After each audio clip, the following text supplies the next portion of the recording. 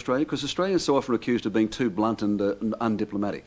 They are soft-speaking buttocks too, Ray. Is that right? But is that you? well, not quite. You know, I mean, we have that reputation. Not blunt, but these are modern times now. We have to save times in conversation, in dialogue. Partly, perhaps yes. You know. But are we guilty of this? I mean, people forget Gareth Evans because you can't speak about him. But I mean, too often do Australians say things in Asia, for example, when they should perhaps just be quiet? Well, I will not be the one who will point my finger as guilty, but let's say it's a clash of cultures. Yes. It's different cultures. In Southeast Asia, it's a crowded country, you know. So we have to take care not to step on somebody's toes. Even if somebody steps on our toes, we do not scream. We say, I mean, can you remove your feet? You know, I mean, take your foot off my toe. You see. But here it's such a widespread country. Only 14, 15 million of you. You can shout, you can run around, you know. But again, we don't understand, for example, in Javanese, in High Javanese, there is no word for no. The word doesn't exist. Sometimes I do not understand either, you know. But that's a sign of an old culture, you know. An old culture in a crowded place where the word no can be offensive, yes, and can stop a dialogue, you know. So you keep saying yes, you know, yes, I listen to you. Now, I, in my younger days, you know, as a Sumatran young man, dating Javanese girls is quite confusing. They keep saying yes, you know, I'm not sure. Yes now, yes tomorrow. You know.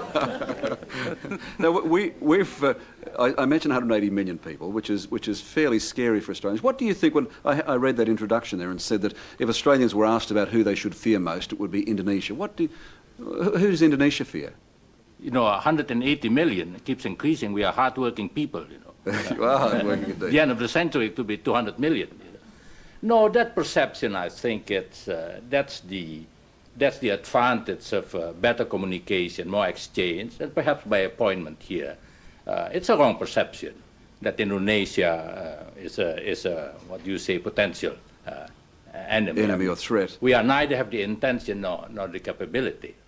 But it's. But back to your question again, Ray. Well, I mean, what do you say? Are you surprised when Australian military men or Australians say, "Look, we should the one country in the world we should worry about is Indonesia"? Does that surprise you? Yeah, even among the military men, that's changing too. You know, I mean, jokingly, I said, you better watch that mythical state Ragan from the embassy, the ABC embassy's television programs. You know, ABC series. Yeah, yes. And not Indonesia. Yes. Well, what would the average Indonesian know about Australia? I mean, if we know Bali, what would the Indonesian know about Australia?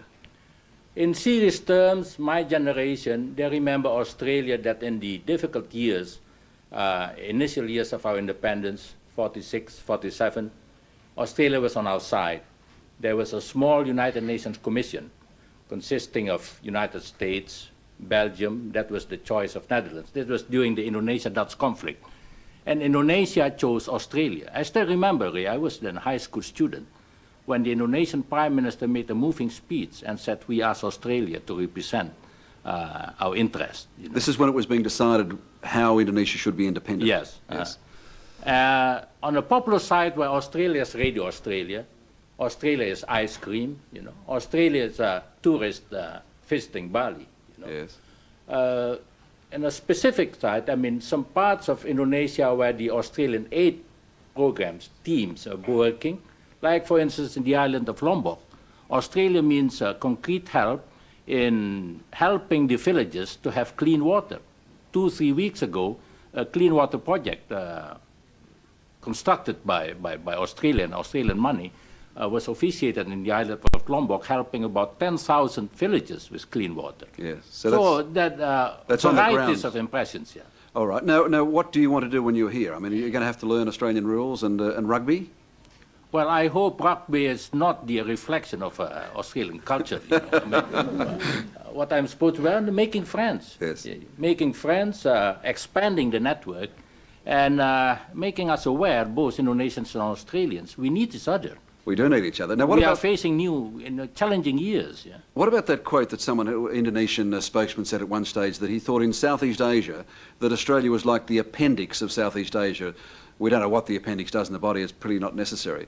We were seen almost as the appendix. And then before you were leaving, you got a note from him saying, take care of the appendix, we need it. Yeah, it's a good friend of mine. We were here in 1979 in Canberra for the first Indonesia-Australia seminar. We had that occasionally. Yes. And he made that remark, sort of to shock the Australian participants. We don't need you, But before I left, after my appointment, he wrote me a note. He said, take care of the appendix, meaning times have changed. Now we realize we need each other. Yes, indeed. We do indeed. All right, nice to see you again, and nice for Australians to meet you. And I hope that you and your family enjoy us here. Thank you for being here. Thank you. Would you please thank Ambassador Sabancia?